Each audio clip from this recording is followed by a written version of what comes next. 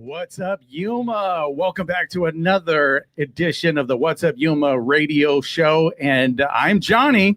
And I'm Ronnie. And today we have a special guest. But first, I need to mention this. We do need to mention that Lutes Casino is an underwriter for KAWC and KOFA Border Radio. KAWC is also a sponsor for the Lutes Summer Jazz season. Mm-hmm. And why am I mentioning that? Because we are here with Bob Lutes and Mike Lutes. Bob is going to be telling the stories, and Mike is going to be here as a fact checker of these stories, because I know the stories can get a little wild. Mm-hmm. But Bob, the first thing I wanted to know is, you know, your staple or Lutes Casino is a staple for Yuma and also downtown Yuma. What was downtown Yuma like when you were a kid? It was the only place in town. It was the only action in town. Mm-hmm. That's where all the rodeos were and the street activities, and that was the end place. So, but what was it like? To get a little bit descriptive. What do you mean? How was it action? different from now? Well, I don't know. There was always the Yuma Theater across the street, and just all the election activities and politicians and street activities, and that was it. So that's the place to be, Yuma. So yeah, Lutes Casino's there. So I get the I got to mention also owner of Lutes, Greta Green. What do we? Gretna Green Wedding Chapel. Wedding Chapel. Is that true? Yeah. Is that true? You got it right. Okay. Did we all get it right? Where stars were married and people were married for many years. Wow. Yeah, and so we get the Lutes part. That's the last name. But what about the casino? Where did that come from? Why Lutes Casino? Well, when I originally took it over, it was a casino, and they had gambling there and domino players, and the street out and back is called Maiden Lane. That's where the house of prostitution were, and I just kept the name casino and called it Lutes Casino. I'm glad you didn't call it House of Prostitution in back, you know. Lutes House of Prostitution Casino. But Lutes, back, you know, they do some stuff over there. It was his dad who took it over, first of all. So yeah, so R.H. Lutes. R.H. Lutes who took it over. I love the fact check. That's exactly what it's here. Exactly. So your dad took it over originally. Explain a little bit how that came to be. Well, his best friend was named his name was Clark Powers, but he was a local gambler in town. Everybody called him Cocky Powers. And he's my father's best friend, and my father loaned him $10,000 way back when, which was a lot of money then. And then Cocky could never pay him back, and all he had was the old casino, dirty old bar at Pool Hall downtown. And he told my dad, he says, all I've got. He says, you have to take that. And my dad didn't want to take it, but he had no choice. So he took it over and took over the casino. He didn't have any choice. And I was just a fresh graduate out of the University of Arizona. And young kid, came back to Yuma and had a young pregnant girlfriend and wife. I don't know how she got pregnant. And she said, marry me for 6 months, I'll let you go. And hey, before we went live, it was 9 months. Yeah. 9 months. Yeah. I'll let you go. And turned out to be 55 years later. Oh, wow. It was the best thing that ever happened to me. I love that. Yeah, but anyway, it was so evolved, and there was a clothing store next door called the Toggery that Senator Gist owned, and he wanted to get out of there, and so I offered him $600 to get out, and got all the fixtures and knocked out a wall and doubled the size, and but I didn't own the building at the time, and. So you didn't own the building. How did it become a restaurant? You said it was a place for gambling. So is that something that your father did, or is that something you did? That's something I more or less did. We started out on Main Street. We just started serving outside hamburgers for 25 cents a hamburger. And then we knocked out the wall and double sized with a toggery and made the kitchen, made a kitchen there. And it just slowly evolved into a gourmet restaurant. I think hamburgers. I think that's how people describe Lutes Casino, gourmet restaurant. And that window's still there. That window's still facing Main Street. Yeah. Right there by the where they serve. So that window is where they served food. Yes. Right. I didn't know awesome. that. Yeah. Also, interesting. out in front is the old prison bars that were the old jail. They tore it down and they put those in front of the. We put those in front of the restaurant, and they're pretty unique. It goes with the theme. So of that's exact. That came from the prison. No, it came from the county county Okay, jail. county Oh, jail. No, we okay. couldn't have got him from the prison. Oh, okay. No, you're going to be down in jail. Yeah, Mike was young. Hey, you told him, "Go, Mike, go Yeah. steal Go those over steal there. Go, some stuff." go grab So those." it came from the old Yuma County. Oh, Got okay, it. Yuma County Yeah. jail. Okay. Yeah. Sheriff Fitz was there. Yeah. Well, I just want to say I'm super excited for you guys to be here because Lutes has been such a part of my family's life. Yep. My husband worked there for 10 years, Yeah. and he really, really was so excited for you guys to be on. And I used to hang out at Lutes a lot when we first started Yeah. dating, like just an excuse to go see him, and he'd give me free food. So you guys might want to bill him for that. You know? Bo owes them a lot of money. Yeah, I ate. They're That's what we like, just found out right now. He's sorry, been- honey. Yeah. There was a lot of romance going on in there at the theater. Lutes is the That was place to kind of find in love. high school and Yeah. everything. It was It's like date and- night. and they had high school takeovers and Mhm. prom parties and But you guys still do like the graduations or the Reunion. reunion. A lot of a lot Lots of of takeovers, reunions. Yes. and we do a lot of a celebration of life, and Mhm. Mike does a good job with those. Yeah, I just want to mention, so you also have, we mentioned the wedding chapel, Mhm. and the reason why the wedding chapel, one, I want to know how it came in existence and how it became so popular amongst people in California coming over here. Mhm. Well, first of all, my dad was just the peace way back then. I've lived in 3 different wedding chapels all my life, but in the way back, the movie stars used to come to Yuma, and they could come to Yuma because there was no publicity, there was no waiting period, there was no blood tests. You just come to Yuma, and you could get your marriage license and be married on your way 24 hours a day. It was like 1 hour's Vegas. It was time. like Yeah, Vegas, yeah. in Vegas, and out.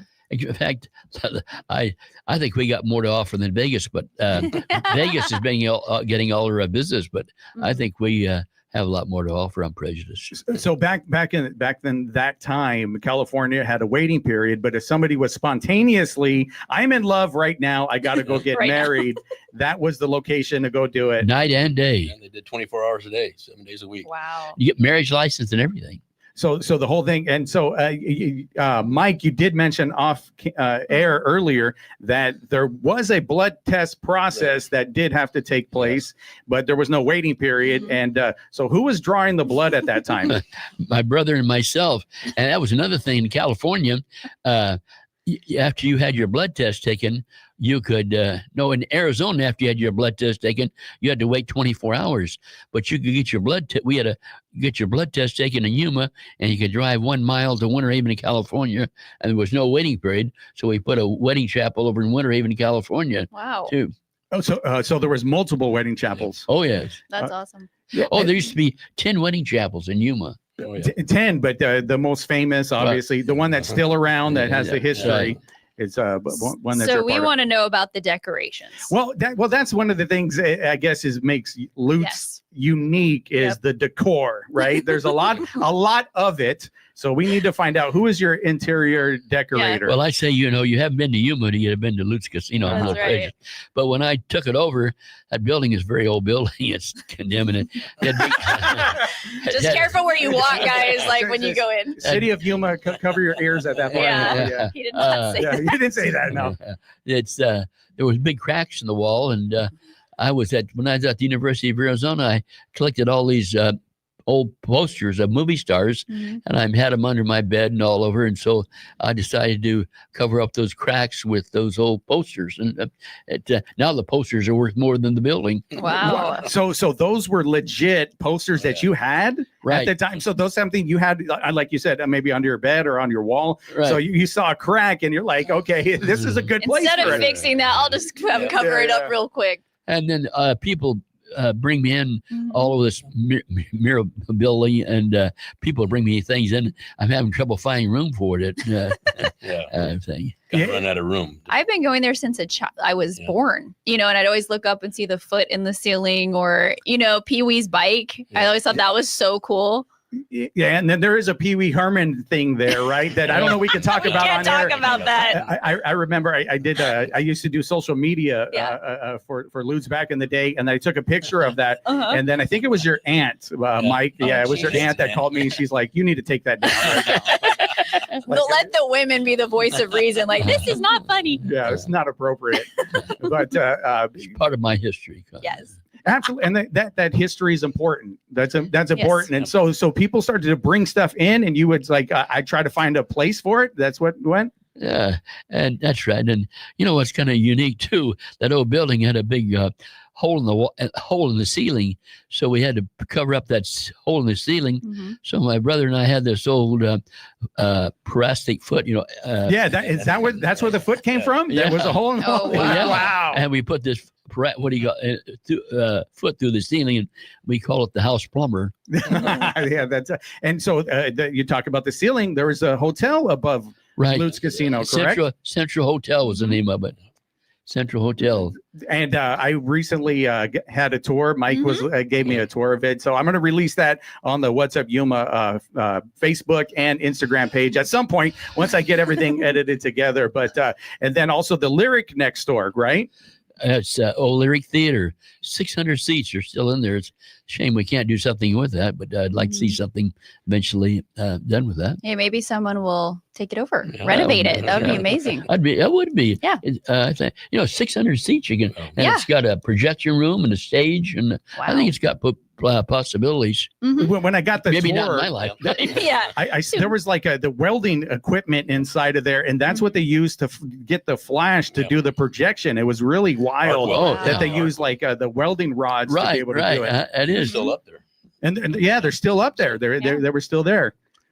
So we're going to take a break here in a little bit. We're going to come back with more. I want more stories about the legacy and maybe a little bit about your growing up in Yuma. What was that like? Is that all right, Bob? Oh, sure. That'd be good. Okay. Stories. Stories. That's what we're all about here. So yes, Sure. we are going to come back on the other side of the break with more from Bob Lutes, a.k.a. Cowboy Bob, right here on KOFA 94.7 FM. Star, stage, screen, radar, and restroom. The working girl's friend. What's Up Yuma is sponsored by Yuma Electric Service, LLC, serving the Yuma area for more than 25 years. Specializing in residential and commercial wiring, services also include EV charging unit installs and solar-ready service panel upgrades. Information and consultation appointments at yumaelectricservicellc.com. This is folk singer Michael Jonathan inviting you to this week's broadcast. He's an American music legend from popular music, country, western, and more, Michael Martin Murphey. Plus, he's going to talk about his new motion picture starring Chevelle Shepherd, winner of NBC's The Voice. Both of these artists, music and conversation, and an amazing Wood Songs kid on this week's broadcast of the Wood Songs Old Time Radio Hour. Tuesday evening at 7 on KOFA Border Radio 94.7 FM. It's been said that community radio is a rare medium that's well done. It's a cute play on words, but it's also quite true. Community radio is unique, both for our programming and for our source of funding. We are funded by you, those who listen faithfully. So please give now at borderradioaz.org. And thanks. Good morning. This is Cecilia Holland-Braithwaite from the KAWC Newsroom. Jorge Rivas is a Tucson restaurant owner who captured the attention of the 2020 Trump campaign with a Latinos Love Trump cowboy hat at a rally in Phoenix. He's now the third Republican candidate running for CD7, which includes part of Yuma County. Hear his story on the Arizona Edition podcast. It's going to be sunny and breezy in Yuma today with a high of 104, clear tonight with a low of 77. Starting at 6 p.m. on Independence Day, the city of Yuma will host a 4th of July spectacular at Desert Sun Stadium. The family-friendly event will feature music, a fireworks extravaganza, and celebratory surprises. Blankets or folding chairs are suggested.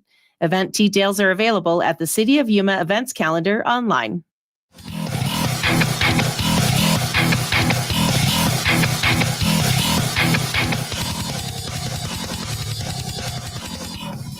It's still there. All right, welcome back to the What's Up Yuma radio program. And today we are joined by Bob Lutes, Mike Lutes, the fact checker. And we are talking a little bit about the history of Yuma, Lutes, what that means to Yuma. And I was asking you off air if you were born here, you said. Right on First Street. I never got off of First Street. First in Magnolia. I lived in 3 different wedding chapels all my life.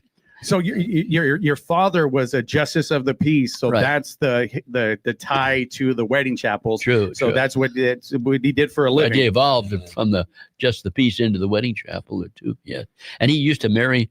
I used to go to school on Second Avenue. I remember walking down the street to the courthouse and going down the basement, and here's my dad, just the piece, and all these drunks getting ready to pay for traffic tickets, and people waiting in line to get married, and the constable sitting at the desk there, old man Mayberry in a big spittoon, he'd spit in the spittoon. And They had spittoons still. I was gonna say, what? They're still.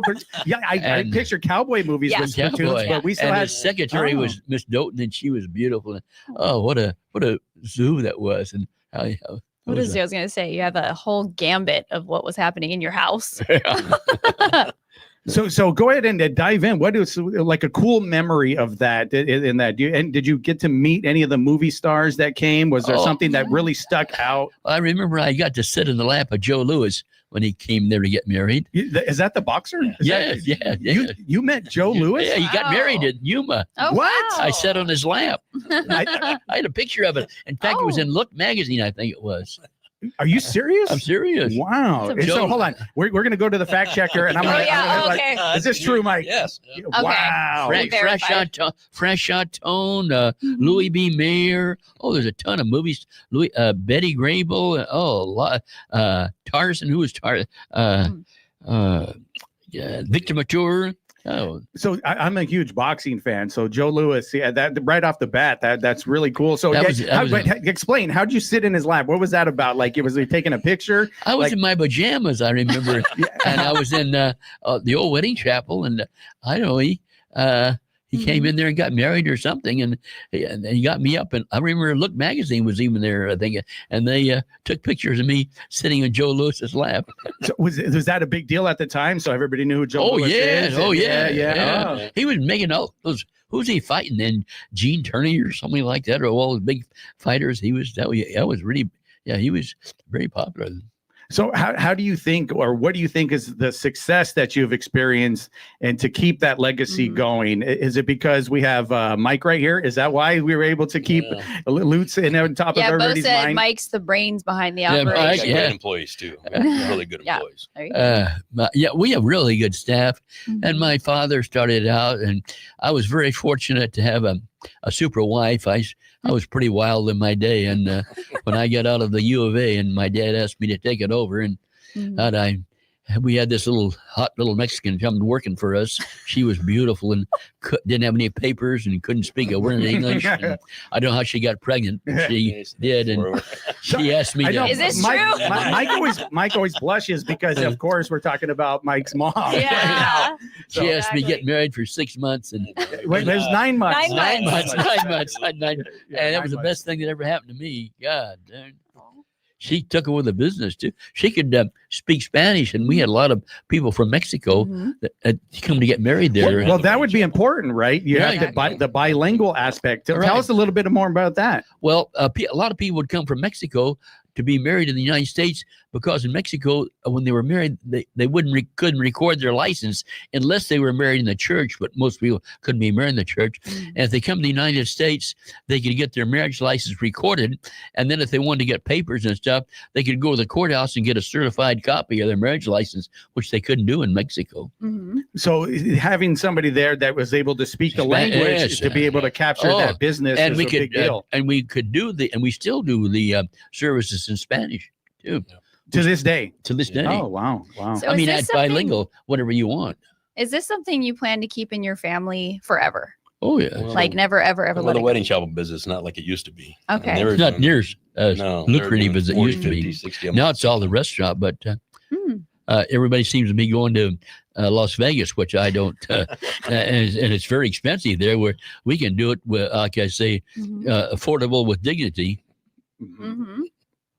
So Lutes, the wedding chapel still in your name, still something that's going, but not going as strong as it once was because Vegas and they got Elvis. And, Yes, but we have Cowboy Bob. Exactly, we have Cowboy Bob. So what's up with that? No, that's not. You cool. know, the wedding chapel is very well appointed. I mean, it's refrigerated and we can seat up 20, 30 people, and it's very well accommodated. And I think you get a lot for your money compared to Vegas. Yeah. And so Lutes, I see it everywhere, right? If you're going to read a travel magazine about coming to Yuma or something, that's like seems to be the destination. It's really cool how your family's been able to keep that legacy going for as long as it has, and keeping downtown. So real quick, because we're going to be coming up at the end here pretty soon. How have you seen downtown Yuma change over the years?